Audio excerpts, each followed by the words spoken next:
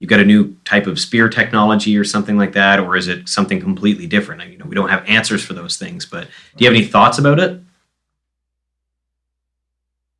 Not particularly. I was talking to Bonnie.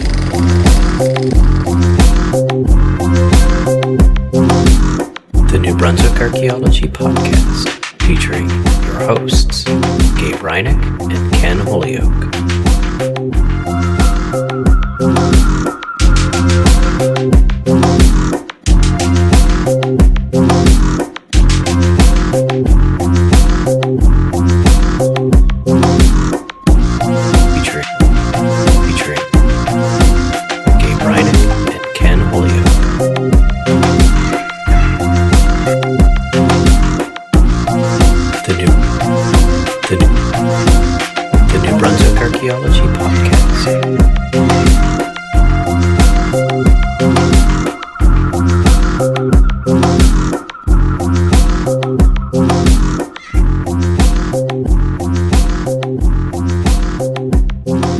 Welcome back to the New Brunswick Archaeology Podcast. I'm Gabe Reinick in Fredericton, New Brunswick, and I'm joined, as I am just about every fortnight, by Ken Holyoke in Lethbridge, Alberta. How are you, Ken?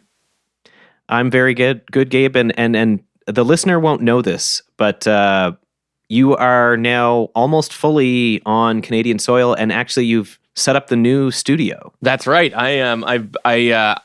My whole family unit has now immigrated. Now, me, my wife, and my cat. So Elwood is now just permanently on in the downtown Fredericton area. Yes, he's a permanent resident, spelled permanent P-U-R-R. No, and Ken, I got to do exciting things yesterday, like dismantle a couch to then drag it downstairs and rebuild it. So yes, I'm basically an upholsterer now. Exactly. Putting all that many degrees to work through sweat labor. Exactly. But it's mostly been going fairly smoothly, which is good. I would say something like 20% of things have been a light hassle, but mostly things are going fine. That's a pretty good margin. What were you going to say? So today we're talking about a conversation that we had actually in Fredericton about a month ago. But earlier this morning, Gabe, you were we were just speaking with Steve Pendery, who we're going to be probably in the next fortnight going to be talking to St. Croix about. And I forgot to mention this in our conversation, but I noticed that you also brought a LaCroix beverage with you to sip on while we were talking about St. Croix, and so your bubbly choice was on point today. That's funny. I actually didn't think about that, but you are right. Yeah, you are right. And Ken, though, I think when we're going to be going into this live interview with Dave Black and Josh Cummings, one of the other things that we're going to talk about is beverages. We are. Oh yeah, that's right. We did the flip that night, didn't we? We did the flip, yes. Yeah. It's and so it's not an omelet, it's not a beer, it's something in between. Yeah, it wasn't quite what I was expecting. In fact, now that you mentioned it, I had one of those, not olfactory, but I could taste it a little bit. I think part of it was that I was what I thought had been recovering from food poisoning. I was actually recovering from a stomach flu. But samosas were innocent. The samosas were innocent, I think. Yes. Although I will admit it. I might not have the same relationship with samosas that I had before that. So I don't know if the flip made things better or worse, but it wasn't quite what I expected. Yeah, I mean, it does seem like something you might read about in some kind of colonial hangover cure book. So I think that's exactly what it was. Like, it reminded me a little bit of, like Rocky Balboa eating raw eggs and that kind of thing. But and Josh is a former boxer, and so we were interviewing him. There you go. And it was there was certainly more protein than you'd expect to see in a alcoholic beverage. It's true. But Ken, I think just the fact that we're talking about colonial flip suggests to me that this podcast may have too narrow of a name. We're still called the New Brunswick Archaeology Podcast, aren't we? We are. And, I think the listener knows that we have taken into great consideration their many many suggestions over the last couple years, but we're still open to reading new ideas. Mm-hmm. And we should say though that even though we're still open to win here, and I'll tell you what you could win here in a minute. We can't change the name of the podcast until after the CAA, and that's because we've already printed the special aprons that are going to be used for the prize giveaway. And Ken, how does one get one of those aprons? One of those aprons, so you would, if you, listener, are interested in seeing us in person, the New Brunswick Archaeology podcast is going to be live at the Grizzly Paw Pub in Canmore, Alberta on May 7th. That's from 7 to 9 p.m. It is a free show, but we ask that you go onto the CanadianArchaeology.com website and register for the event. You don't need to be a conference attendee, I think, to register for the event, but it is open to the public. So if you find yourself in Canmore, on May 7th, you are welcome to come. We're doing an RSVP so that the pub can actually get numbers. But we do also have, along with this, a promotion going on where we have an exclusive NB ArcPod apron. You can't spell New Brunswick Archaeology Podcast without GRILL. Mm-hmm. And so for your summer grilling and for your barbecues and hosting events and any other cooking you might do, you can bring the NB Archaeology Podcast with you. If you donate $25 or more to the CAA Scholarship Fund. And so this is to promote equity and diversity in archaeology and to fund students going into archaeology of racialized and Indigenous backgrounds. And so you can donate that money, and if you send us a screenshot of that donation or some proof of that donation, we will happily send you one of those aprons. Well, we should say it's first come, first served. And yes, these are exclusive. As of last we checked, there are only 18 left. There are only 18 left, listener. Yeah. Okay. So. But if you, and I mean, and Ken, obviously we're even branching out into nonprofit management here, but that's the breadth of the New Brunswick Archaeology podcast. But if the lucky listener did want to rename this podcast, Ken, we would never just take their intellectual property, would we? No, we would always remunerate for that, and we always respect intellectual property in any shape or form. Mm-hmm. And Ken, I've got a question for you here. In this current geopolitical environment, do you think it's safe to say that if you've done nothing wrong, you've got nothing to worry about? I think without getting ourselves in trouble when we travel internationally for maybe a conference later this year, mm-hmm. that might be in question. Mm-hmm, mm-hmm, indeed.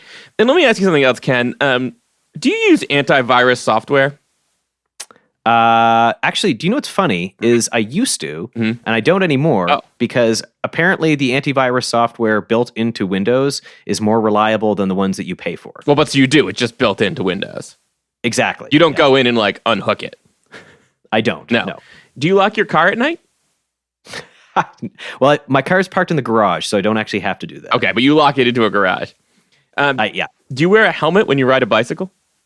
I do, because I want to promote safety to my children. Exactly. And Ken, I'm just like you. I'm also safety-minded. I'd never considered living in a home that didn't have a safe with $15,000 of mixed currency, passports in several names, 4 cartons of Marlboro cigarettes, and a Desert Eagle semi-automatic pistol. So why would I consider letting me or my loved ones venture out without a security detail? And that's, Ken, that's why here at the NB Arc Pod, we've partnered with Sussex Security Solutions to offer VIP, private security services for ourselves and our families. There's a number of reasons we went with this particular group.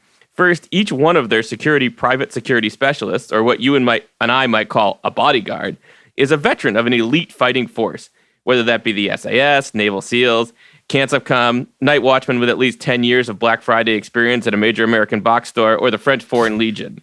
In addition to that, they receive training in evasive driving, threat assessment, dangerous animal management, workplace first aid, cyber threats, judo, and they're all at least Lean Six Sigma green belts. But Ken, what I think is most valuable is their discretion. And so as members of the media, you and I think it's safe to say one of the things that we value most is our privacy. Would you agree with that, Ken? Well, I mean, yes, privacy at home, but we're public individuals, I guess now. Yep. But it's one thing to feel safe in Chili's, and it's another to also be able to enjoy your triple dipper and presidential margarita in peace, isn't it? That's true. Yes. Yeah, exactly. And moreover, these guys know that one of the main reasons for a security detail, and do you know what that is, Ken? It's not just security. I don't actually. It's to make you feel very, very important. And Right, that's why, right, of Ken, course. each one of these guards also looks the part. From the mirrored Ray-Ban aviator sunglasses to the poorly cut black suit to the 5.11 tactical brand shoes so shiny you could shave in them.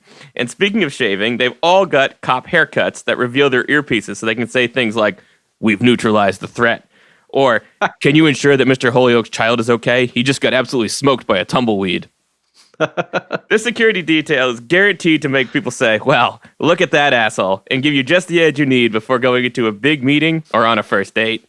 And Ken, we here at the New Brunswick Archaeology Pod think that whether or not you're an East Coast Canadian media celebrity, you can't afford not to be flanked by a private security detail. And that's why, Ken, for the lucky listener who renames this very podcast, Sussex Security Solutions is going to be providing 1 year of free security courtesy of the New Brunswick Archaeology Podcast. Now, Ken, where would the lucky and safety-minded listeners send the new name for this podcast? Well, the safe and security of our Gmail address, newbrunswickarchaeology@gmail.com. That's New Brunswick Archaeology, all one word. Archaeology spelled ARCHAEOLOGY. You can also find us on Instagram at new_Brunswick_archaeology. We also have a LinkedIn page, and just search in for New Brunswick Archaeology Podcast at LinkedIn. Yeah, that's right. And Ken, if you reach into that mailbag, what have we got for mail today? What do we have for mail today? That is a good question. Hold on. So, all right, we are fresh out of mail in the mailbag. Okay. But our page has been mentioned on LinkedIn. Mhm. That's actually new. Oh, 5 times. Imagine Wow. that. Okay. There we go. We do have a bunch of new socials. Oh, actually, hold on. We have messages on LinkedIn. Uh-oh. I wonder if any of those messages are trying to get one of the 18 remaining aprons. That it might be. One of them is an ad from Robert Johnson. He's back in actually, town. you know what? One of them is correspondence that we initiated about some of the cuts in recent provincial government budgets. Okay, well, we So will. it might be somebody who features in a future NB ArcPod episode. Okay, so stay tuned for that, listener. Yeah. I think that is it. Okay, and again, Ken, where can we be reached on the internet? New Brunswick Archaeology at gmail.com. That's New Brunswick Archaeology, all one word, ARCHAEOLOGY, New Brunswick Archaeology at gmail.com. And on Instagram at new_Brunswick_archaeology, archaeology spelled the same way. And if you can find us on LinkedIn as well, just search for New Brunswick Archaeology Podcast on LinkedIn.com. That's right. And Ken, should we flip it over to Josh and Dave? Yeah, we can flip it over. And one of the things that I'll draw attention to, the listener might be interested in, if they're wondering why we endeavored on the colonial flip, draw you to episode 15 of season 2. So season 2, episode 15, great sites coming to loggerheads at Sam Bliss's estate. You can learn what a loggerhead is and why we dunked it into a mixture of rum, egg, and porter. And some spices. Yeah. Talk to you soon, listener. Like you said. So today we're joined by David Black, who served as professor of anthropology at the University of New Brunswick for a quarter century, building the archaeology program there essentially from scratch. His graduate work, culminating in master's and PhD degrees from McMaster University, launched his research agenda in the human ecology of coastal and insular New Brunswick, with a major program of field research in the Quoddy region. David has published extensively, including the book Living Close to the Ledge, Prehistoric Human Ecology of the Bliss Islands, Insular Quoddy Region, New Brunswick, Canada. And in 2023, he was awarded the Canadian Archaeological Association's Smith-Wittenberg Award. We're also joined by Josh Cummings, who's an archaeologist in Fredericton at WSP. He completed his undergraduate and master's degrees at UNB, where his thesis was on the archaeology of Falls Island in coastal Maine, on a project that merged collection analysis with survey. His publications have appeared in Paleoamerica and Northeast Anthropology, and he's presented his work at the Maine Archaeological Society meeting and the Eastern States Archaeological Federation. Although active in CRM, he's maintaining a breakneck pace of research, focused especially on the analysis of legacy collections. Welcome to the show, Josh and Dave. Yes, welcome to the show. Thank you. Thank Thanks for you. the In invitation. Studio 199? We're in Studio 199, that's Studio right. 199. And we're enjoying colonial flips, Yeah, as was foreshadowed, I think, in season 2. I believe so. Yeah. And how is everyone enjoying their flip? Excellent. Okay. I wouldn't say excellent, but it's I don't. I'm getting it down. Yeah. It tastes a little bit like beer, like warm beer mixed with cheap rum. Yeah. Which means it smells a little bit like. But there's more protein. Yes, it's got a little bit of an omelet in it. Yeah. What do the eggs do for us? They make it the flannel road, I believe. That's the texture that was described in the recipe. Yard of flannel. Yard of It says flannel. there in the notes. Oh, sorry, yard- yes. yeah. The chunky texture that we saw. Well, that's what we strained out. Yes. Yeah. Yeah. Exactly. But that's not why we're here. I mean, of course, it's partly why we're here. But we're going to talk mostly about a recent update to the Archaic period that Josh and Dave have been doing, which is kind of an update to the Gathering Pebbles on a Boundless Shore online report that you guys have just finished. But maybe before we start, we're going to be talking about the Maritime Archaic period. So we should catch the listener up on what happens in the Northeast between, say, 9,500 and 3,000 years ago. So if we start during the Paleo period, Uh-huh. we all were co-authors on a paper last year where we were talking about how little we know about the late Paleo period. So this period kind of leading up to about 10,000 years ago. And I think broadly speaking, when we're talking about the Archaic, we're beginning around 10,000, 9,500 years ago. And we've had some major environmental change in the region. So we've got And that's why there were no people here. That's what Richie and Fitting said, right? So the classic model was this idea of a great hiatus, and that so people essentially the old outmoded way of thinking about the early Archaic was that people left the region after the Paleo period, right? And in some arguments that they left after the fluted point period, right? Yeah. And so we're into the Archaic, and broadly speaking, there's a bunch of stuff that's happening. So you get environmental change, we've got technological change, right? So we've got the introduction of like heavy groundstone tools. So there's a couple of like technological traditions, Josh, that are coming in with this early Archaic stuff. Like what's happening in terms of like groundstone tools. Yeah, so I actually saw this last summer when I was excavating with Nathaniel Kitchell at Blackman Stream, and that's a really deeply stratified site off the Penobscot River, close to Maine. And what we saw was that about 2.3 meters down, there was a late Paleo component. And then you have an entire meter of sterile alluvial sediments. And above that, so you go 1 meter up, and then you get into kind of the early Middle Archaic assemblages. And they don't look anything like the late Paleo stuff, where you have like the finely flaked parallel lancelet-shaped points. You don't see those anymore. You have kind of core technology, flakes, big, massive choppers on rough materials. So there's some kind of change there. And Nathaniel was basically trying to figure out the radiocarbon dates that go with the late Paleo-Indian period to see if there is kind of that hiatus in there. But there's a big technological change, and it's not really well understood yet. And so that's why people had a hard time sort of identifying it for a long time, right? Is that you go from these really hyper-diagnostic points and other parts of the Paleo toolkit into this stuff that's kind of uncharismatic, frankly. Yeah, like the quartz core stuff is really like clunky. Like, I mean, this stuff to an untrained eye looks like broken, like crappy rock. Shattered quartz. Yeah, and so it's like fragmented quartz. It's hard even for people who are used to lithics to identify like flaking patterns and that kind of thing. And so you have like some technological change, but you had said, so we brought up Maritime Archaic, and you were saying how you kind of think more in the early, middle, late Archaic. Yeah. And so what would be like, what is the big difference between thinking about Maritime Archaic versus early, middle, and late? And this is kind of for everybody, sort of.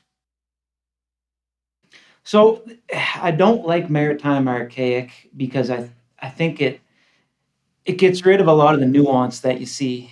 So Maritime Archaic suggests that there is this focus that's entirely kind of maritime. People are utilizing the coast, and that you have this broad culture ranging from northern Labrador down to New Hampshire, say, and that it's pretty much one big culture.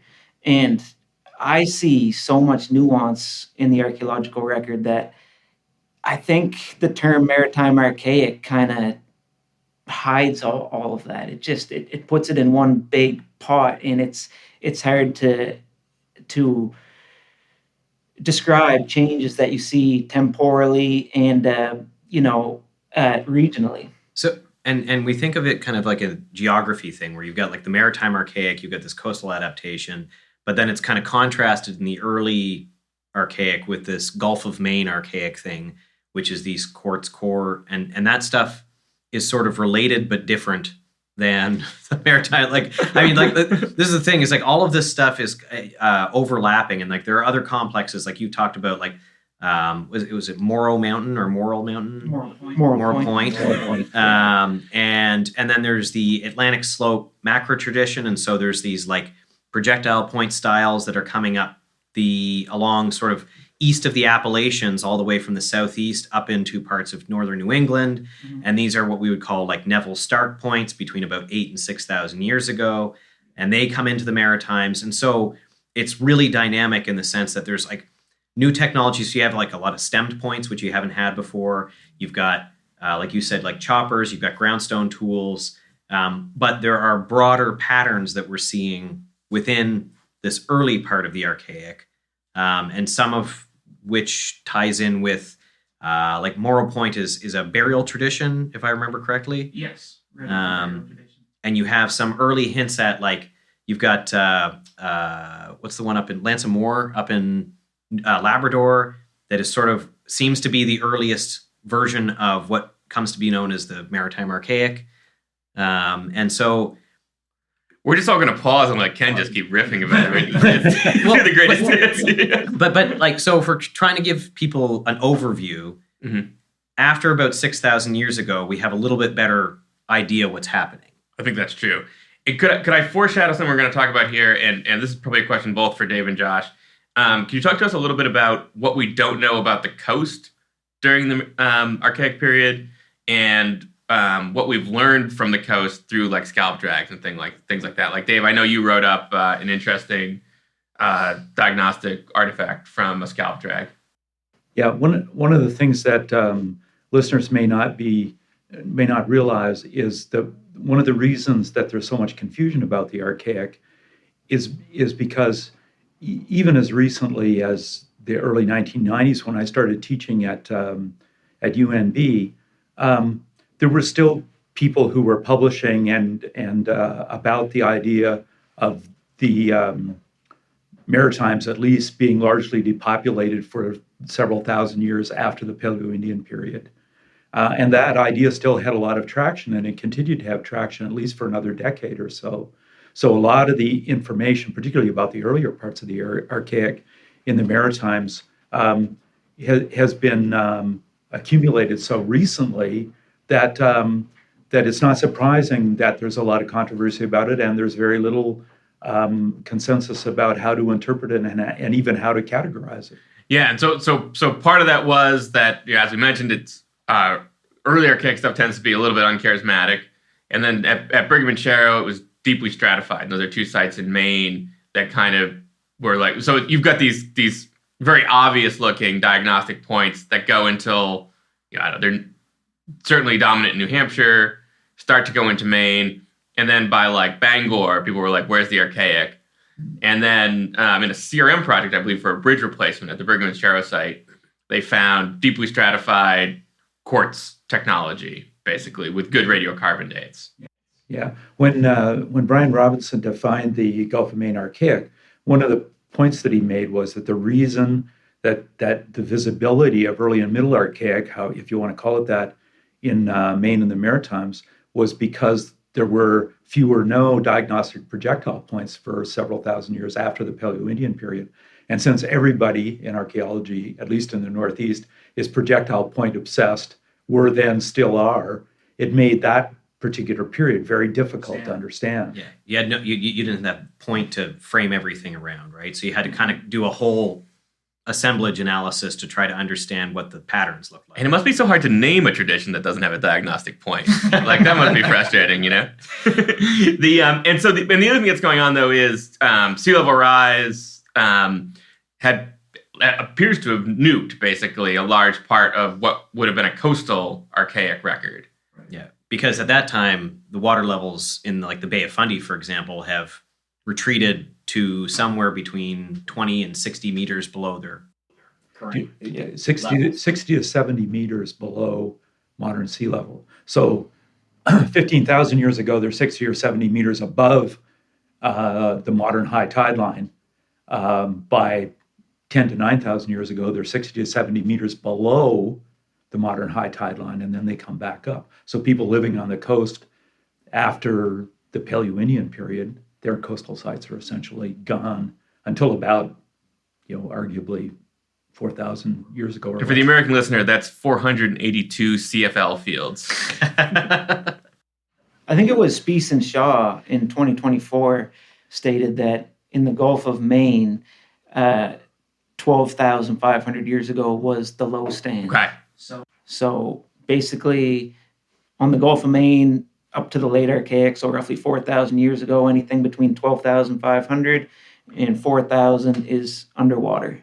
And in the Bay of Fundy, sea level rise is more aggressive, so that goes to basically 3,000 years ago. So just a huge piece of the archaeological record missing.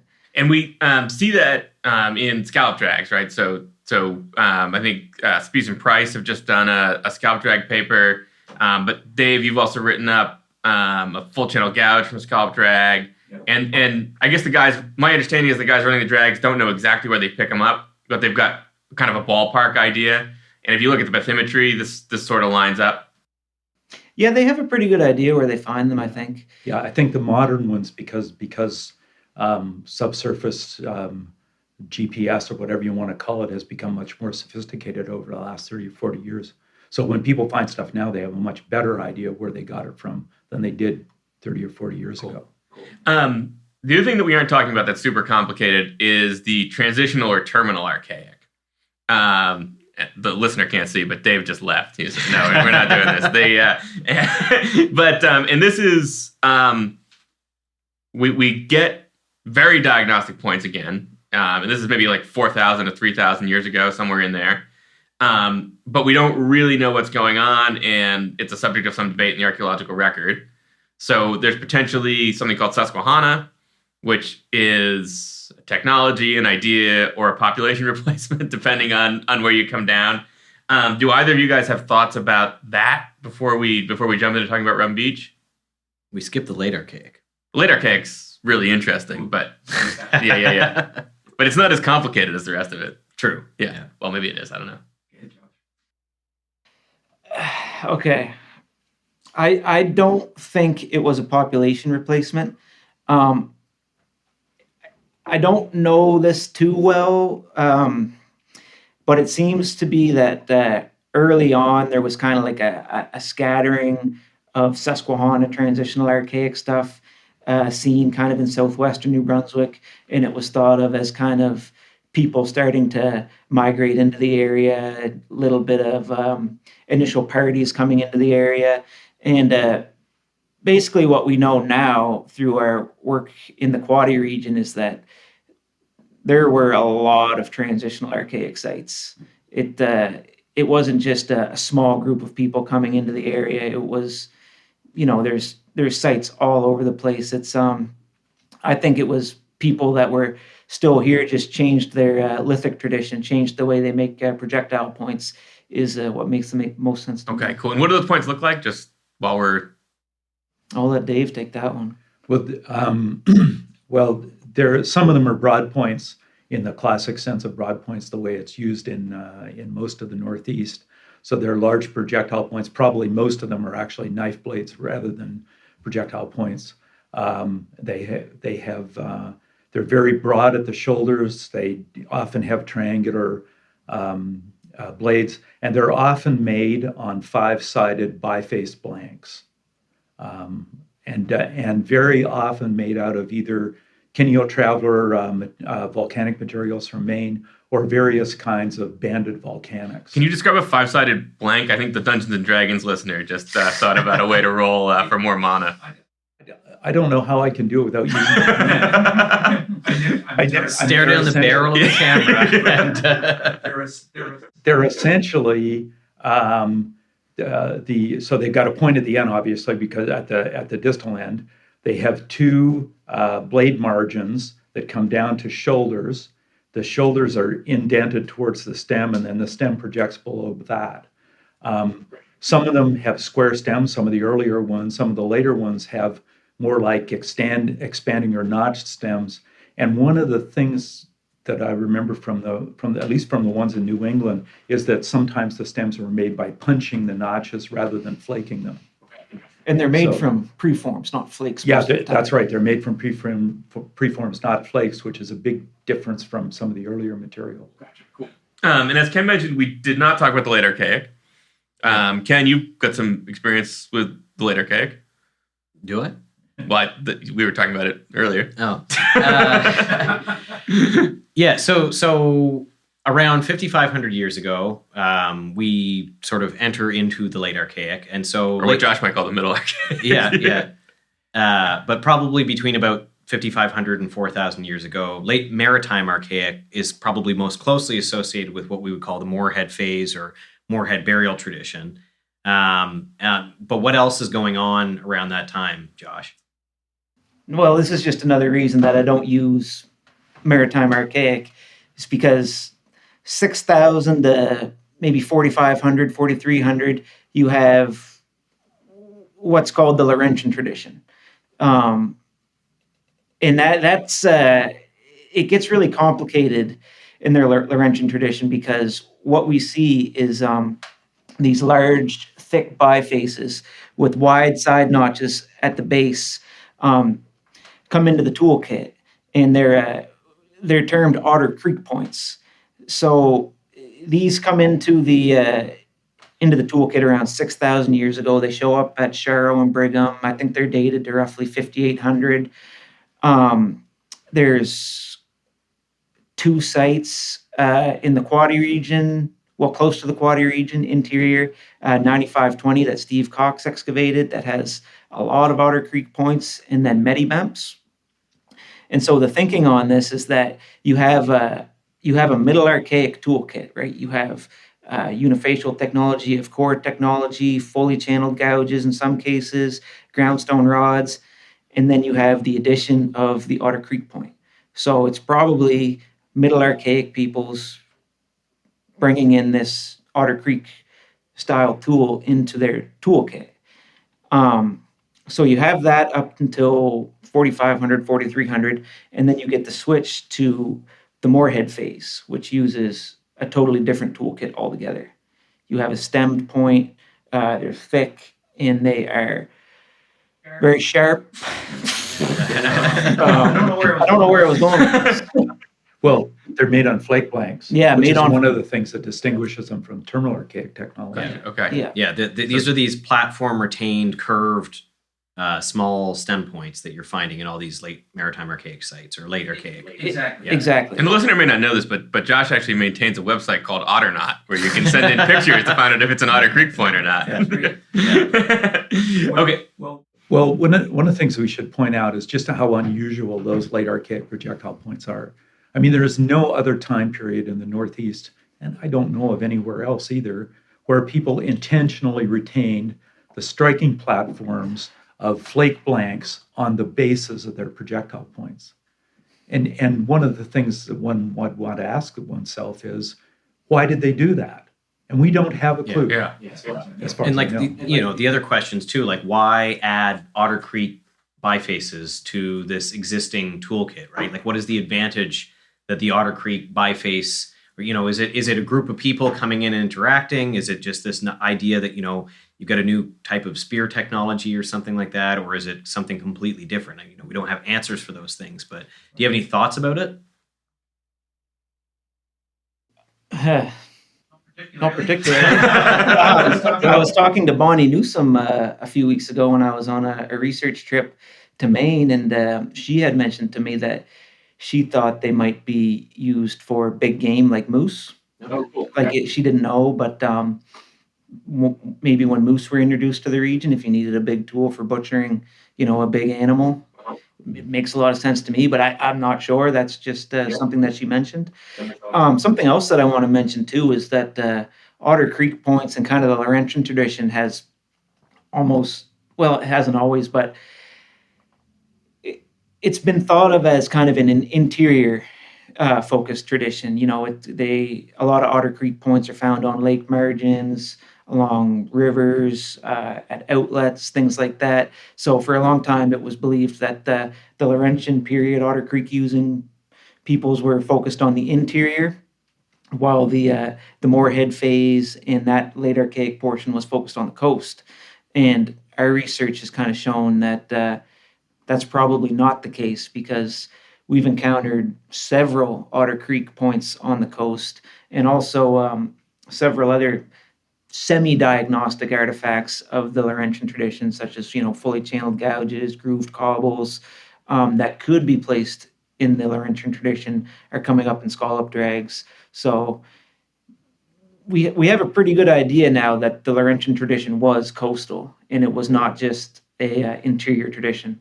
Yeah. And also at the 9520, Steve Cox. That's a site in Maine. Just a site number. Yeah, 95.20. Yeah.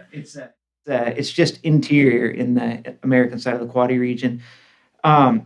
He excavated swordfish rostrum that was barbed, probably a harpoon, and it had a radiocarbon date associated with it of 5,000 BP, which falls right into that Laurentian tradition. So there's a good chance they're probably hunting swordfish, utilizing the coast. Also at Medibemps, I think they found something like 15 different fragments of swordfish rostrum. I'm not sure what the dates on that were, whether they were Moorhead phase or Laurentian, but interesting to see. I'm always fond of this because when I was an undergraduate at the University of Maine, Brian Robinson had, for some reason, some back dirt from the Nevin site.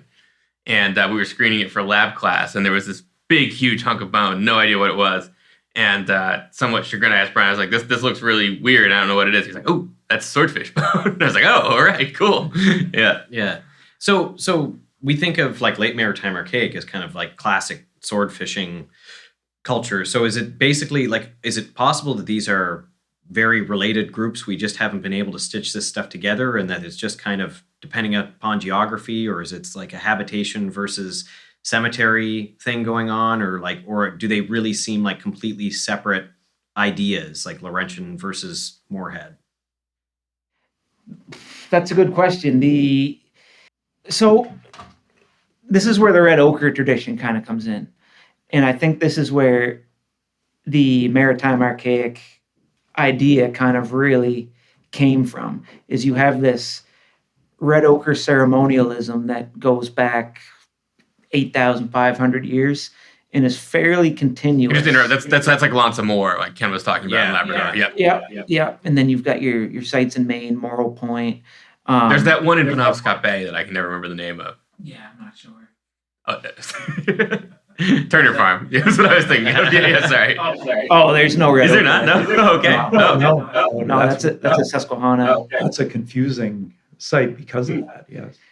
So you have this long red ochre ceremonial tradition that is very clearly expansive, covers the Northeast, and that is pretty much continuous up until the transitional Archaic, roughly 3,700 years ago, and then it abruptly disappears. There's probably a related ceremonial complex. There's something going on that's continuing through time. As far as subsistence and settlement patterns and traditions, I don't know. So we have you guys on here to talk about one site in particular that you're writing about, but basically part of the reason we wanted to do this recap was sort of to position everybody to kind of get the sense that, like, although we are uncovering more about the Archaic, we actually know very little about it. But what we've learned, I would say probably in the last 18 to 24 months, is almost entirely coming from looking at collections and kind of piecing this back together, which I think kind of ties in with the whole idea with what was going on at the Rum Beach site in the Quadi region, right? So like it's using these collections to stitch together time periods that we have a really kind of poor understanding of. And so can you talk a little bit about the importance of the collections that you've been looking at and how you guys are piecing through this? And that's actually great, Ken. Now that we've learned a little about the Archaic, I can finish writing the rest of the questions while they answer that one.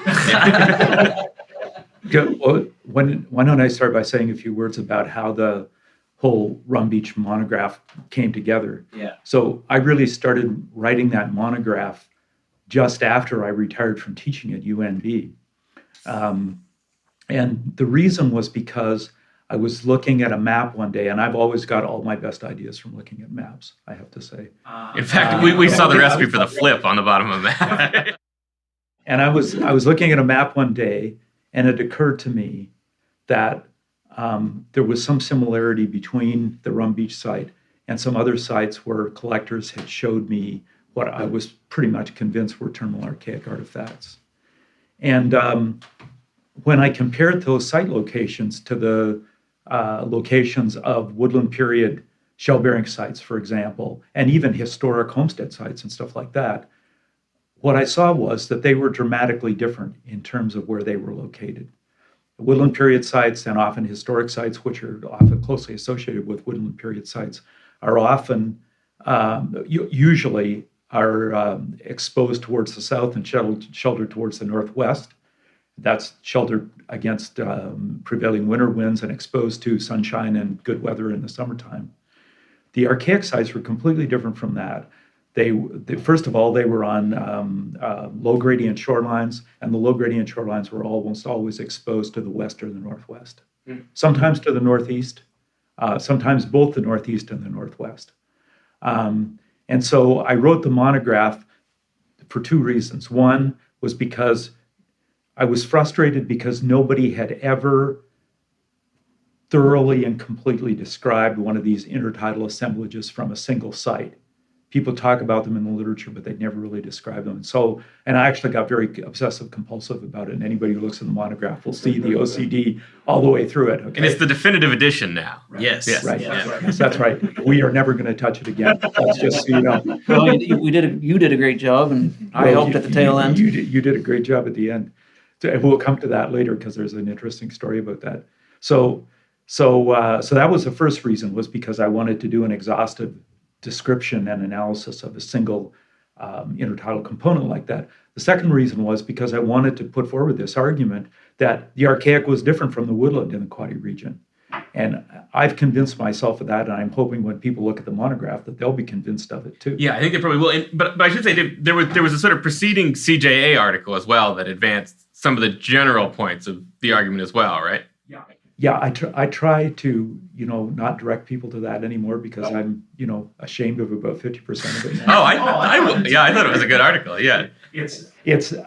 I would not use the term Susquehanna tradition anymore because I'm not convinced it's meaningful enough in this part of the world. I think David Sanger he criticized me for that at the time, and I think he was partly right about that. Okay. But still useful for an idea of kind of regional integration, I think. So, I mean, I think of the time, that was sort of the go-to phrase. So that, I guess, if there was a third reason for doing the monograph, it was to supersede that 2000. Okay. Well, we'll put it with the first episode of this podcast. No one needs to know. Yes. And so, do you want to tell us a little bit about the story? Just about you mentioned you working with collectors. How did you end up at Rum Beach? Okay. Also, why is it called Rum Beach? Oh boy! So this is going to be a long digression.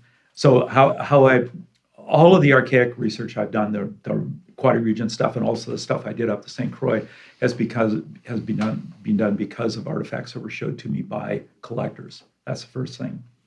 So I knew some collectors on Deer Island. They showed me an artifact. They told me, we've got an artifact we found on the Bliss Islands. You're going to want to see that.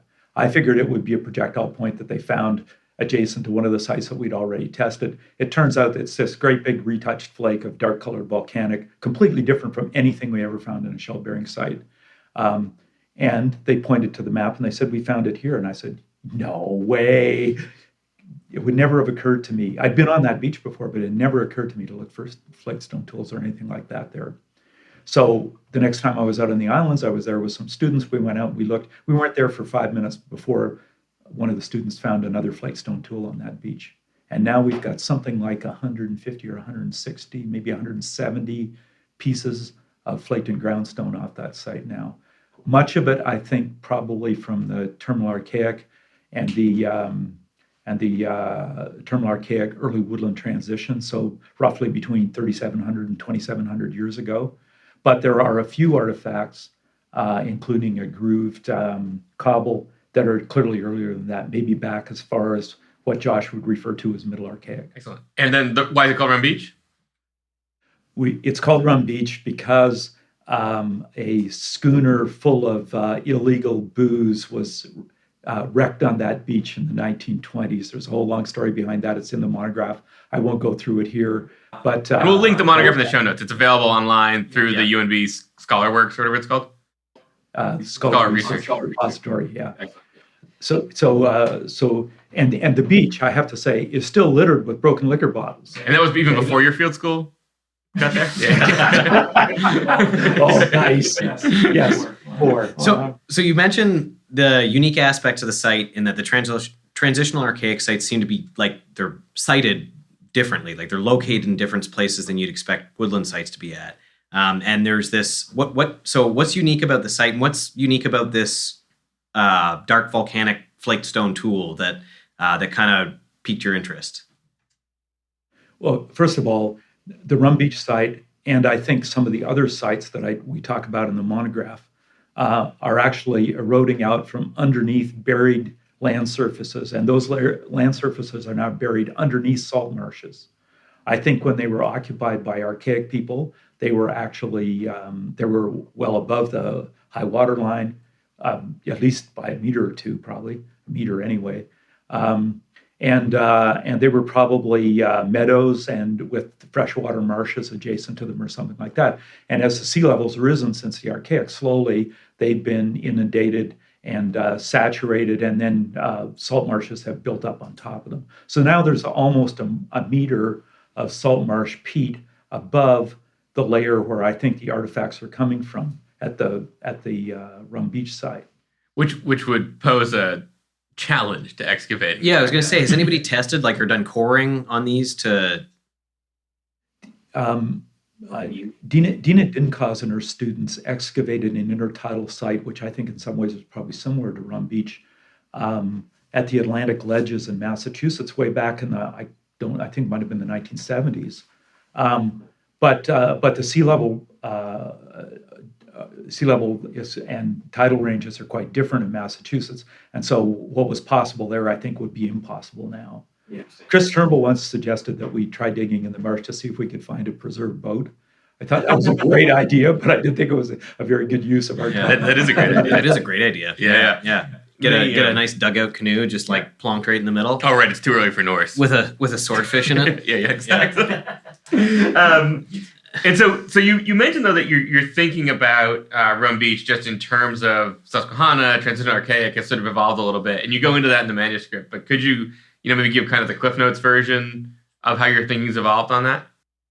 Yeah, there are some bifaces and projectile points that are reminiscent of terminal Archaic material further south and west, but there are also some things that are distinctive, and one of the things is that there are these large flakes that appear to be either use-worn or deliberately retouched around the edges. There's also cortical spall tools, which I've never seen in any other time period in the Maritimes. And if you guys know of instances of those kind of tools from interior sites, I'd love to know about And what is a cortical spall, Dave? Well, take a cobble that's been beach rolled, a nice cobble of material that's flakeable. You whack it hard enough to knock a big flake off the outside of it, so it's got a ventral surface, flake surface on the inside, but on the outside it's still got the cortex from the original cobble. And then you either just use it the way it is, or you retouch the edge a little bit to make it the way you want it to be, and then you use it. For what? I have no idea. With the idea that maybe you don't need a haft? I think they probably were hand tools, but again, they're mysterious because they're just so The listener may have gathered that the Archaic is hard, which is why Ken and I let Yeah. other people deal with it. It is Do you hard. find other stuff there, like the kind of classic, like Susquehanna, like those like diamond cross section drills and that kind of thing? Like those are really classic Susquehanna tools that are ones that you would expect to see that you don't see before that time period, right? Drill bits with terminal Archaic style bases on them, so they were retouched from projectile points. And like the flaked and ground celts and axes too. Is that right? Yeah. There are no grooved axes from Rum Beach, but there is a flaked and ground axe, which may in fact be early woodland. It's not impossible.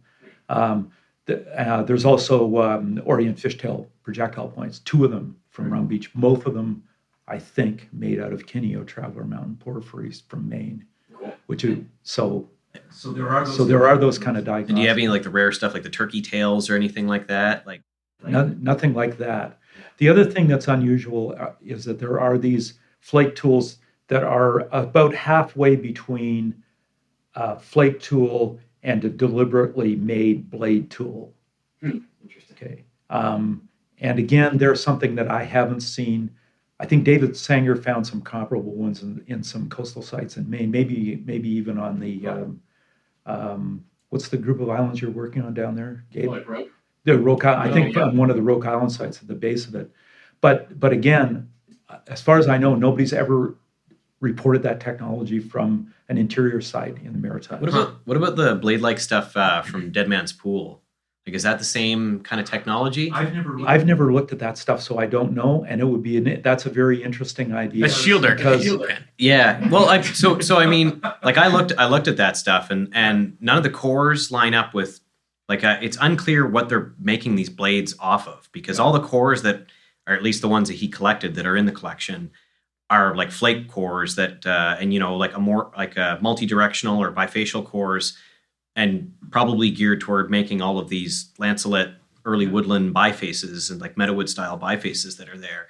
But then you've got all these blade-like flakes, some of which are prismatic, and some of which just look like blade-like flakes, and it's unclear what they're being detached from or why. Well, that's fascinating, and I should look at that stuff sometime. And one of the reasons I think it's fascinating is because the Tobic River Basin has always been known as a place where there's a lot of evidence for early woodland material.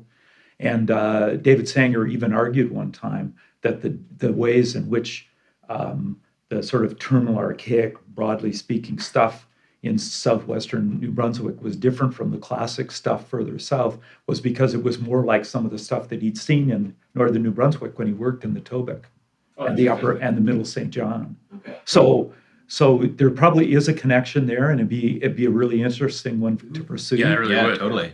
Yeah. Something to put a graduate student Yeah, onto. absolutely. Well, I've got 2 sites that I've looked at that I couldn't really figure out what was going on there, and so might be something you and I have to sit down and look at some photographs. Yeah. Yep, for sure. Also, does anyone notice the flip starts to taste a little bit like a chai latte as it gets lukewarm? I'm finding mine's getting a little bit more eggy as we get down. But, so a lot of this work. Oh, go ahead. No, I said gross. Oh, gross. Yes. So a lot of the work you guys have been doing involves responsible educational archaeologists. You mentioned this in the monograph, and I know just from talking to both of you, you're very engaged with this. Can you describe that process a little bit and just why you think it's important for professional archaeologists to work with responsible educationals? You can start this one. I'll go off you. Actually, I'm going to go on a tangent instead first, and I'm gonna, because I need to finish the story about the monograph. So what happened with the monograph is the first version of it I had posted on the Scholar Research Repository at UNB in 2018, and then over the next few years, collectors in the Quoddy region kept showing me stuff from more sites and more sites and more sites that was similar to the stuff from Rum Beach and the stuff that I already put into the monograph. And so I decided I was going to do a second version of it, and I was going to include a bunch of artifacts that in an appendix that have been showed to me since the 2018 version. And I put that up in 2023 on the Scholar Repository. Well, I don't think the electrons had even stopped agitating from the posting of that monograph when Josh got in touch with me and said, Dave, I think some of the projectile points that you say are terminal archaic are in fact late archaic in age. And so he spent the next year or so convincing me that I was wrong about a bunch of them. And he was right about them. I wouldn't say that. There might have been two. Huh? Well, there was more than two, but it's true. I was not sufficiently cognizant of the fact that it wouldn't just be terminal archaic. I should have known this too because we'd already found the groove cobble. I should have known that there was a possibility of earlier stuff being. And that's interesting in and of itself, right? To have Susquehanna kind of in place overlapping with late Archaic, because we don't think of them as the same people, right? Yeah. And so, it is interesting. And so so Josh and I spent the next 18 months sort of doing some more research, looking at some more collections, and we put yet another appendix, the final appendix on the monograph, showing. Josh just locked eyes and Dave said final appendix, but Dave is a series of artifacts that we are convinced they're all from intertidal assemblages in the Quadri region, many of them from the same sites as the terminal archaic artifacts, and we are convinced that they are terminal archaic, are late archaic. And is that flakes on the bases? What are we talking about here? Well, and when we say late archaic, we mean consistent with the Moorhead phase material from Maine. Okay. So Moorhead burial tradition. But that's a little bit more like Turner Farm, though, isn't it? Like where you've got like Moorhead phase stuff with the Susquehanna component over top of it, isn't that like? And that's what made Turner Farm so unique, was that you had the two, what everybody always thought were like two different populations kind of occupying the same. It's not just Turner Farm though, because I mean one of the issues about the archaic has always been that so much of what we know about it has been based on mortuary ceremonial sites rather than habitation sites. But one of the things that we know consistently about mortuary ceremonial sites is that even the ones that are mostly Moorhead phase or late archaic in age often have terminal archaic mortuary features on them as well. The one in St. John does. Portland Point. That's right. That's right. Portland Point. And there are a whole series of those. One of the biggest ones in the Quadri region is probably Casco Bay Island, and that has a huge amount of transitional archaic period artifacts and a massive amount of Moorhead phase artifacts as well in collections, including a hexagonal bayonet. Right. Which did you tell me there's only one other place in the Northeast where those are on a site on an island? Yes, there might be two. Yeah. Monhegan Island has bayonet fragments, and I think the Basin site, but there's not many. Can you describe bayonets, Josh? It's put them in time and place. Okay, so bayonet is part of the late Moorhead phase or late Moorhead burial tradition. So probably you'd be looking 4100 to 3800 BP. They are very, very delicate slate hexagonal bayonets, just like the name suggests. So they're six-sided, and they're very thin, and they come to a very sharp point. Oftentimes they can be decorated with hash marks, various decorations. What would you say about the bases, Dave? The taper.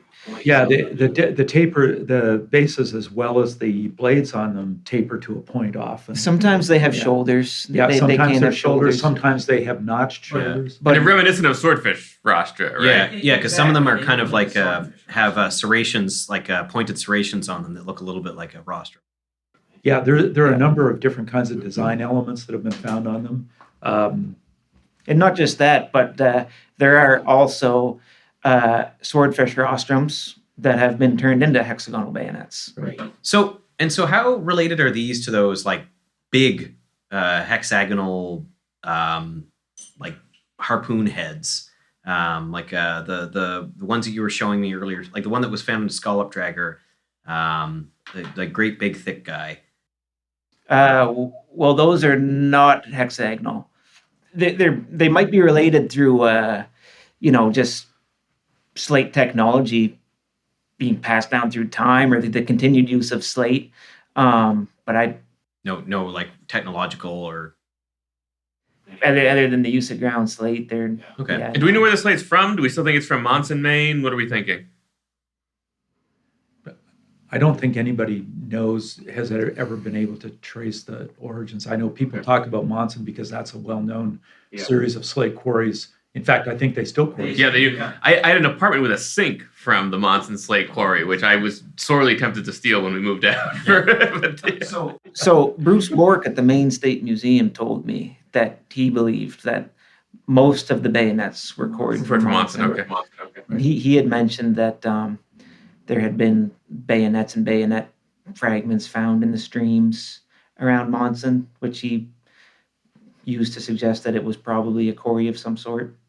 Okay. One of the things we should say about bayonets is that there's pretty compelling evidence that those bayonets were never intended to be stuck into live animals during a hunt. Yeah. That those were in fact all or mostly all manufactured as artifacts to be put into mortuary ceremonial contexts, red ochre burials essentially. In fact, and one of the best pieces of evidence for that is that many of the bayonets from the Cow Point site in New Brunswick are decorated only on one side.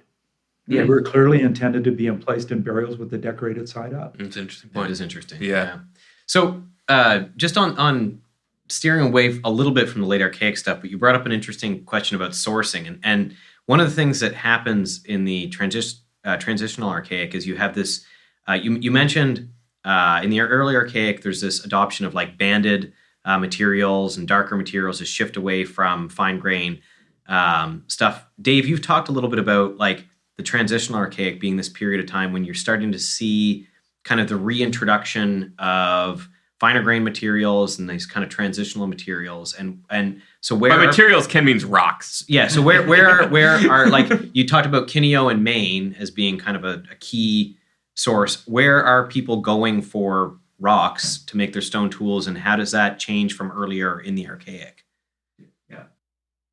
We maybe should do a little bit of big picture background again. Okay. Right. So in the Paleo-Indian period, when people were first occupied and inhabited the Maine Maritimes area, the flake stone tools tended to be made out of very high, what we would call high quality silica materials that are actually quite attractive. Many of them are semi-precious gemstone quality cherts and agates and chalcedonies and things like that.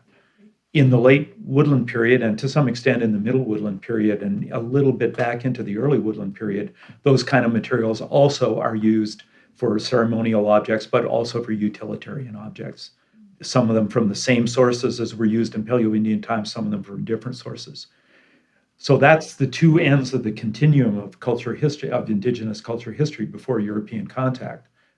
In the middle of that is the 7,000 years of the Archaic, when, as another archaeologist once said to me, people essentially lived cheek by jowl with the sources of those fine-grained chalcedonies and agates and walked right past them every day and never used them.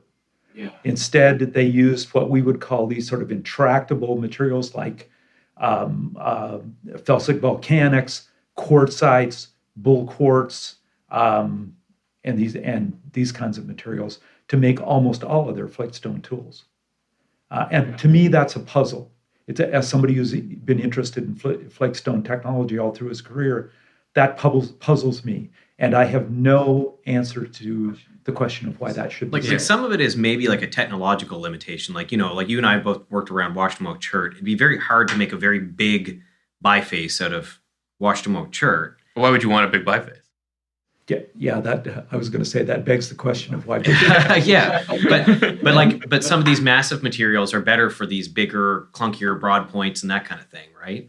Or maybe I don't know, maybe not. Yeah, possibly so, but it still begs the question of why were they ignored? Yeah. Because I mean, all of those things. Like I remember when I left Bates, I had a couple of big chunks of Kineo rhyolite, And Jesse Webb and I wanted to break them up, which we did by throwing it off his second floor apartment porch into his driveway. Yeah. It might be worth mentioning too, Dave, that a lot of the stuff that we've seen may have come from quarries. Yes, that is the other difference. It's not a complete difference, but it does seem like during the Archaic, people tended to want to use materials that came from quarry sources rather than from cobbles and secondary sources and things like that. Interesting. But that's not an absolute difference because arguably a place like Washtenamook, for example, that's a quarry source. And Munsungan and like Linus Basin, like those places you would expect. Yeah. But yeah. I mean, like the whole idea that people eschew this kind of, these fine grained, pretty materials for what tend to be darker, coarser, banded stuff. And I always liked your argument that Tobic rhyolite, which you see a ton of in the transitional Archaic and early woodland, is like a midpoint where people are sort of picking a more massive material, but has a lot of red in it and actually has like cherty blebs throughout it. So it's like, you're sort of softly you're kind of doing a soft launch of jaspers again, right? Yeah. I think that may be true. It is in fact not the case that you see Tobic rhyolite during the terminal Archaic. I've never seen, not in the Quaddy region anyway, I've never seen a convincing artifact made out of Tobic rhyolite. What about but there are convincing early woodland. What about that turkey tail at Charity's place that we saw a couple years ago? Is that made out of Tobic? Yeah. Okay.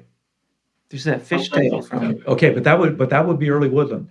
What I'm saying is that there is not a convincing terminal Archaic artifacts. I think the early woodland may be where you see materials like the Tobic rhyolite being used as a sort of an entry level into the kind of materials that people are going to want. The gateway church. The gateway church. Yes, exactly. Speaking about quarries, do you guys have opinions on Archaic period watercraft?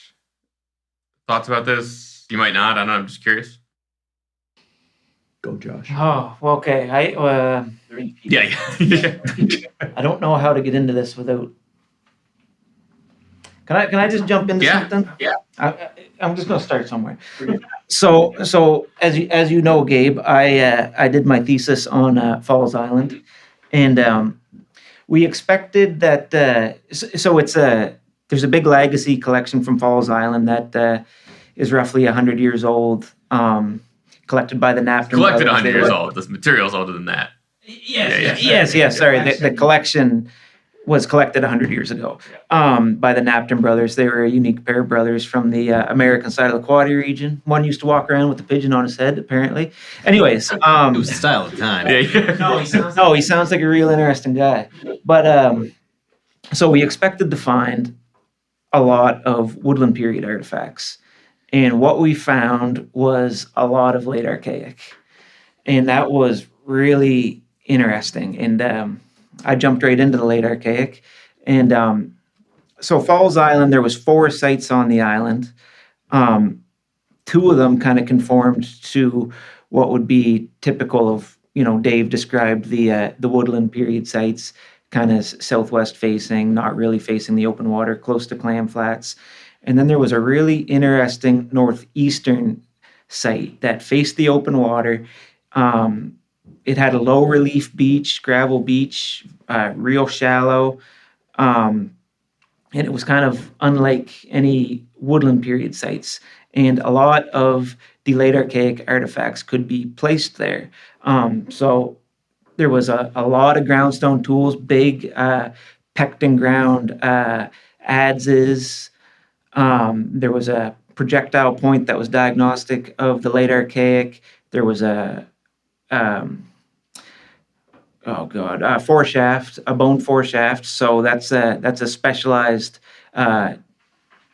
tool used for open water hunting. That basically a bone harpoon slots into the foreshaft, and when you stick an animal, the foreshaft comes loose, the bone harpoon stays in, and you're just along for the Nantucket sleigh ride at that point. And there was also barbed harpoons, so all kinds of late Archaic artifacts. And so, anyway, long story short, what I said with my thesis was that during the late Archaic, this site probably functioned as an open water hunting station. So it's probably an area where they're going out, they're hunting swordfish, they're fishing cod, they have direct access out to those open waters where that would be possible. And also the big groundstone tools that you see, the big adzes, gouges, things like that, they're perfect for making big dugout canoes that you would probably want to utilize if you're out hunting a swordfish. It would be really scary to hunt a swordfish in a birch bark canoe. Yeah. So we don't have evidence of dugout canoes, but the tool forms, the big groundstone, pecten ground tool forms were probably utilized for making big dugout canoes. And also the low relief beach would be perfect for landing and launching these big dugout canoes because they would be heavy.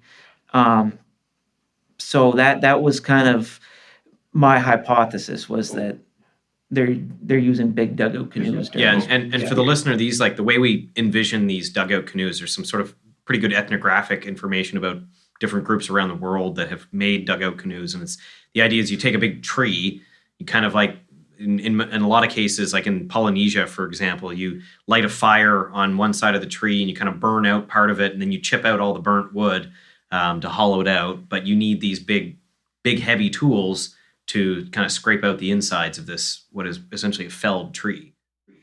Not just in Polynesia, because Champlain saw people doing that in southern New Oh, really? Okay, And he interesting. sailed down there, great woodcut of it. and he described them as using tools like French gunflints to carve out the burned wood out of the center of the canoe they were building.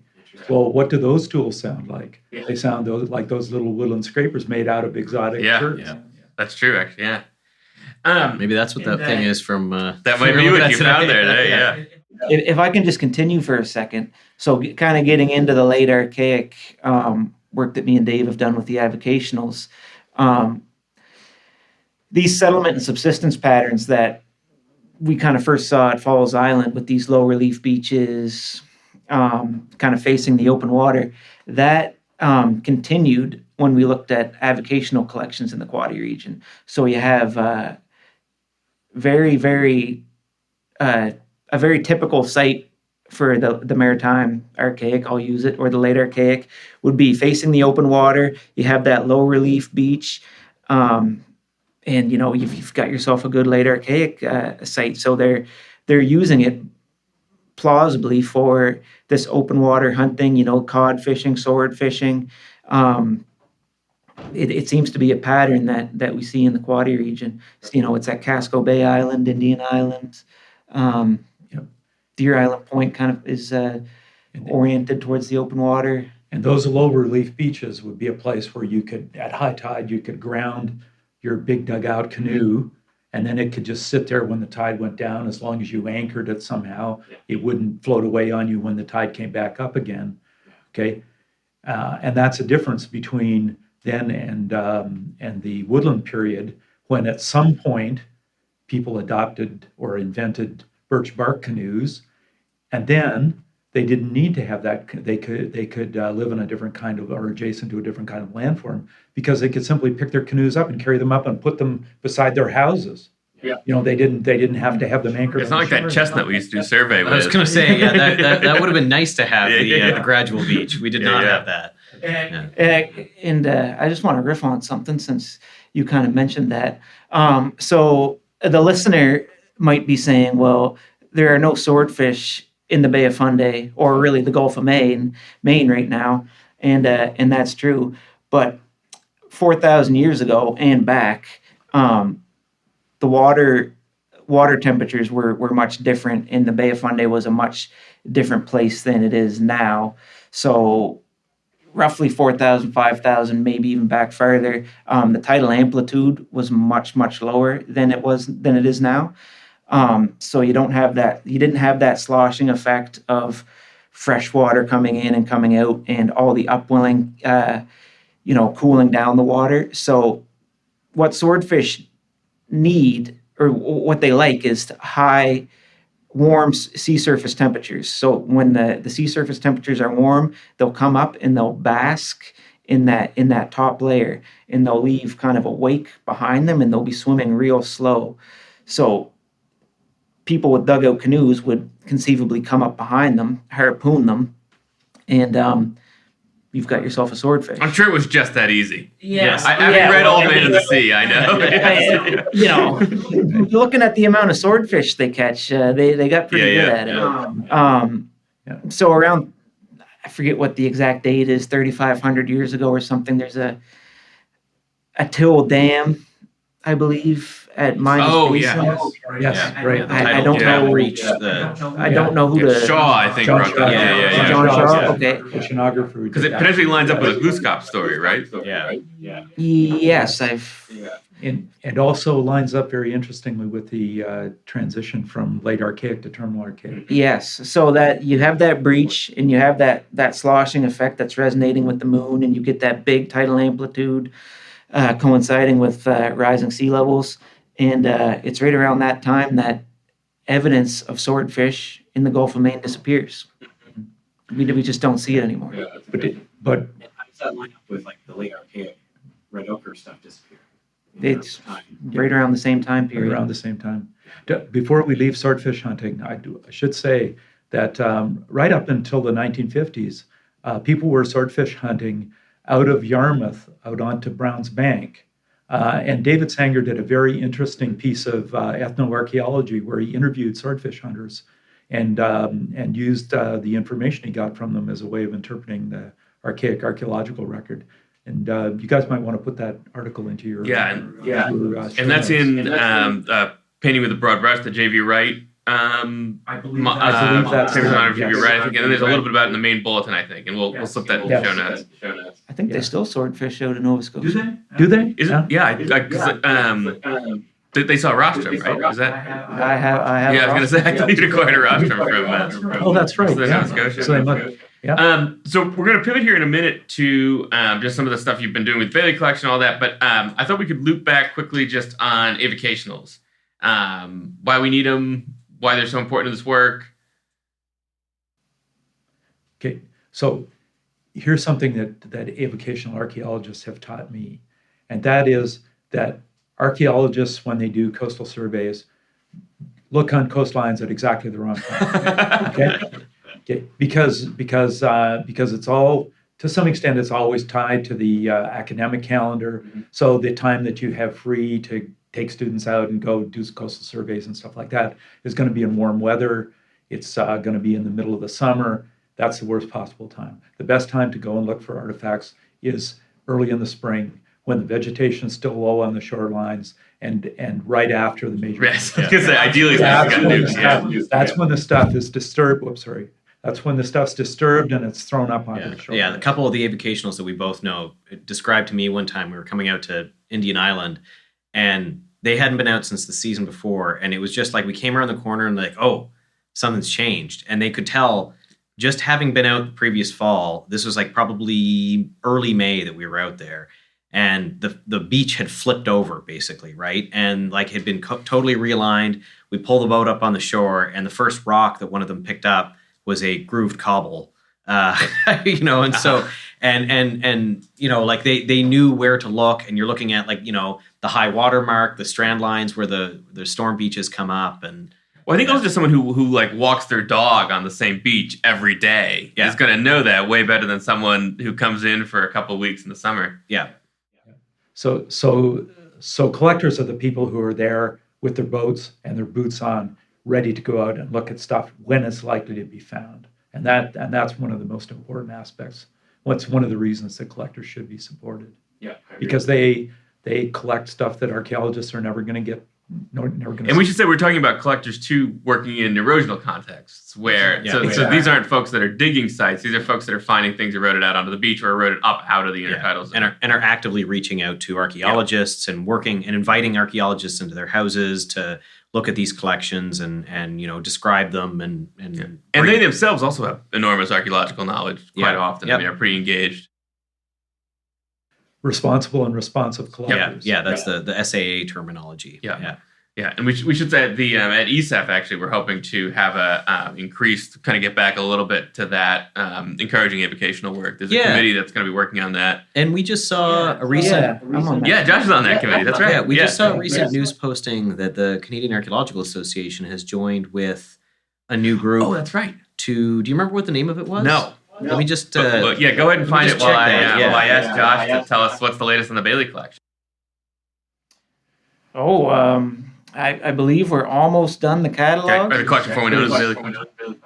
Yes, there's I think one tray left of a flake debitage to be cataloged, and then that portion will be done. And I'm not sure where Ken wants to take it from there. Start writing the culture history. Yeah, I think there's a few things we're going to be doing. I think listener wouldn't know this, but we had a talking circle in the fall, and we also had a ceremony that was led by Ramona Nicholas and Terry Young at the Harriet Irving Library. And so out of those conversations, I think the a lot of interest in bringing the collection and information about the collection to communities in a more fulsome way. So trying to find ways to better communicate about the work that we're doing.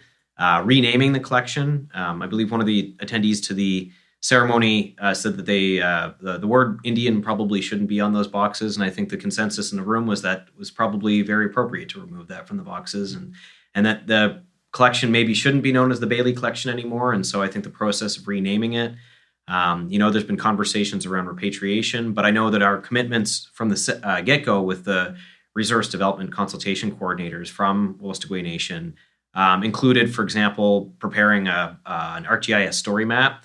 So that's probably one of the first things we'll end up doing is taking some of the scans that we've done, a lot of the artifact photography, and building stories so that we can have something that points people who couldn't necessarily see the collection itself. We can tell some of the stories about the collection and then start moving into things like, preparing a culture history or monograph or, there's a lot of ideas that we can go from there. I think that probably one of the things we're going to have to do is apply for funding again. Yep. So there's a lot of the getting the inventory done is a big step. So that's really exciting. And Josh has been doing a lot of that work along with community members and particularly a lot of the typological side of that. That work. Yeah. Informing a lot of like what you're doing right now is you're seeing all this stuff in the Bailey collection, and you're seeing going back to the George Frederick Clark teaching collection at the university at UNB Anthropology. And you're piecing together, so this is kind of when I was asking that long, complicated question about collections, was that we don't know a lot about the Archaic, but we're learning a lot more about the late Paleo and the Archaic, looking at these collections and at a broad strokes, seeing where these sites are. And that includes some of the work that you're doing yourself with putting it together, looking at Archaic sites throughout Maine and New Brunswick. Yeah, exactly. I mean, and so including in the George Frederick Clark, you found, so we published a thing in Paleo America fairly recently with some late Paleo points, but you've also found a bunch of other interesting Archaic stuff in there.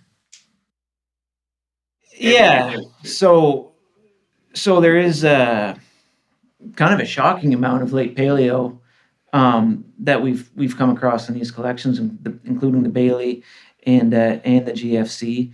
And I'm working on a paper right now that some of these late Paleo artifacts actually have a provenience to the St. John River, which is very interesting. And also going back and looking at some of the Archaic artifacts. So one of the problems with the early Archaic, the 9,500 to 8,000 years ago is, it's quartz core, it's rods, it's things that are not really diagnostic. So until you have like a radiocarbon date or something like that, it's going to be really difficult to place anything in the early Archaic. But once you get to the middle Archaic, points like Neville's and Stark points start to show up. You get into the fully channeled gouges and more diagnostic groundstone artifacts. And then we get into, Laurentian, and there's some more head phase, small stem point stuff going on. And, some of the stuff has provenience, which is great. So we can say, okay, well, there was a site here, and, you can place it and you can put it on a map, and then you can, build meaningful patterns that way. Terrific. Yeah, and to go back to our note about the CAA, Yes. so it was this Canadian Archaeological Association has joined they're a member of the SAA's Council of Allied Societies, which is bringing avocationals and professionals together for collaborative discussion since 1989. And so the CAA is actually taking an active stance, it seems like, in bringing in avocational archaeologists to the fray, which is great. That's terrific. Yeah. Well, that might be a great note to leave it on. We really appreciate chatting with you guys about the Archaic. I don't know if you have any final thoughts about the Archaic, or if we should leave it here. Do the rods have any, or is there any indication the rod would have been used to make a flip back in the Archaic? No. That's what the firecracked rocks are for.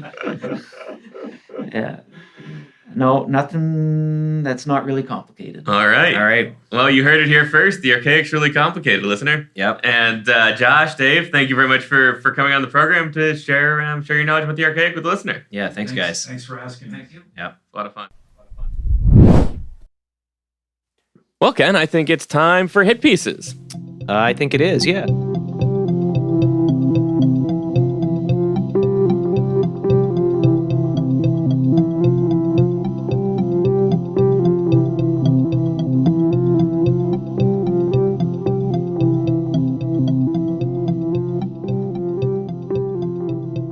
Yeah, so we're starting off with a bit of a somber note here. And so Roy Carlson, who's Professor Emeritus at Simon Fraser University, also a Smith-Wintenberg recipient from the Canadian Archaeological Association, which, for the listener, is the highest honor in Canadian archaeology, passed away just recently. Now, Roy was one of these foundational figures in archaeology, and Gabe and I were talking before the show.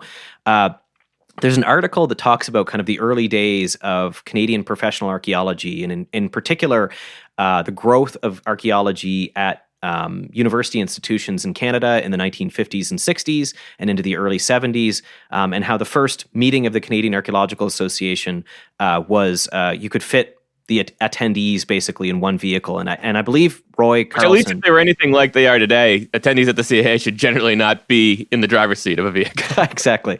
But I believe Roy Carlson may have been one of these people in the vehicle. And so in 1969, for example, he spearheaded the initiative to found the Department of Archaeology at Simon Fraser University, which was opened in 1971, one of two archaeology programs at Simon Fraser and University of Calgary that were really unique in North American archaeology at the time.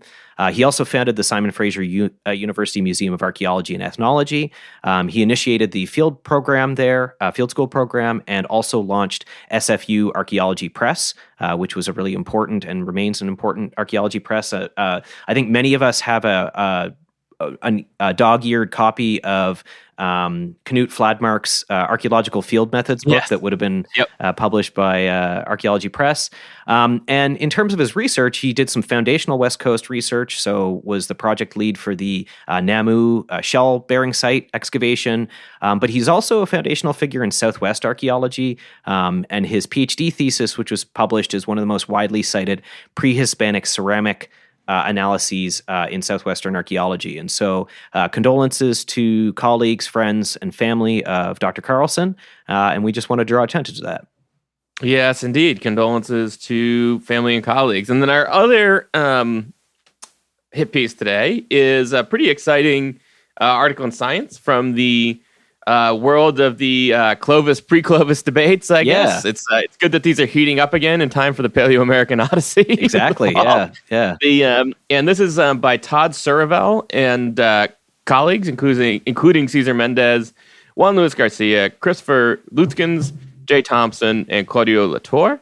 And this is about the Monteverde site. Many people who've followed the archaeological literature, or even who've taken kind of an intro archaeology course, have likely heard about Monteverde because it's long been presented as a pre-Clovis archaeological site in Chile, which is a strange place for there to be a pre-Clovis archaeological site. If we think about humans colonizing North America, basically from the Northwest. Yeah, and this article kind of a foundational line of evidence for like the Pacific coastal route for early human occupation of the Americas.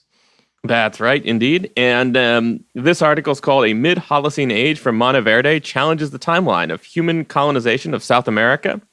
And indeed it does. It suggests that Monteverde can't be older than 8,200 years before present. Uses a variety of different technologies to sort of come to that conclusion, including tephrochronology, so dating volcanic ash, which is not something we do a whole lot of in the Americas, I don't think. No, but I've always found this really fascinating that these tephra can be like, for the listener, because we know the dates of many of these volcanic eruptions. In some cases, you actually have a calendar date for these, not just like an age estimate. The crystals and the actual sediment layers of that volcanic deposit will lay down all over the world. And so there's a fairly famous eruption in Alaska that actually you can find tephra in southwestern Nova Scotia, for example. And these are geologically unique and date to a moment in time. And so in this case, one dated to about 11,000 years ago that lies below the archaeological deposit. Yeah, and so it's I suspect we've not heard the end of this, but I have to say I found the article pretty convincing.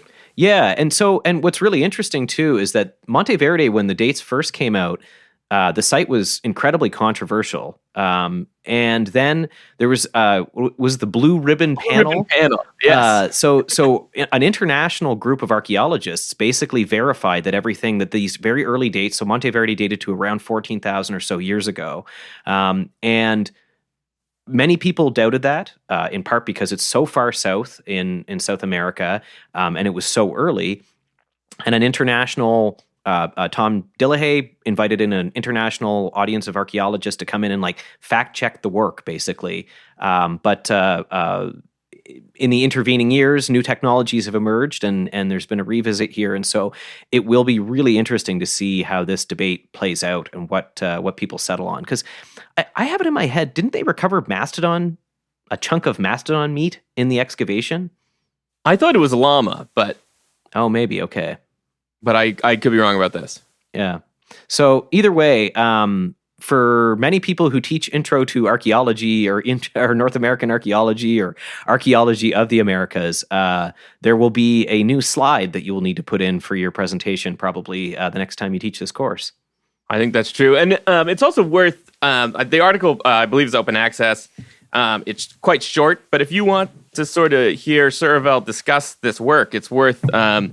he's been interviewed a few places on YouTube, and it's just worth getting that context. I have to say, I thought that his tone has been quite measured for these kinds of debates, and I've appreciated that in these public presentations about this. I thought it's been tactful and considered. Yeah, and so this follows a kind of line of reasoning that Survell has advanced before, that he furrows his brow at some of this pre-Clovis site distributions and calls into question some of these things. So.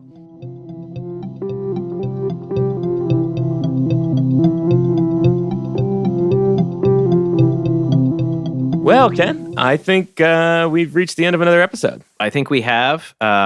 Because this is about a month later, we're not recovering from the taste of flip in our mouth, but the next time we're together, perhaps we'll have a refined recipe, sans egg. Or we'll stick to scotch. or yes, just stick to the amber restorative. So we hope you enjoyed this episode, listener, and we're looking forward to seeing you in Canmore. Sign up on CanadianArchaeology.com on the events page if you have access to it. And if not, just show up at the pub at 7 p.m. on Thursday, May 7th. That's right. Talk to you soon, listener. Talk to you soon, listener. The New Brunswick Archaeology Podcast is brought to you every fortnight by the Association of Professional Archaeologists of New Brunswick. Funding and support is provided by Social Sciences Humanities Research Council grants, University of New Brunswick and University of Lethbridge. Research by Gabe Reinick and Ken Holyoke. Production is handled by audio engineer Emanuel Akel. Video production by Cody Pye. Theme music is composed by Justin Hankey. Theme music remixed by Emanuel Akel. and Hakuna Rada by Shane Dell. Find us on Instagram at new_Brunswick_archaeology, on LinkedIn, and on the web at newbrunswickarchaeology.com.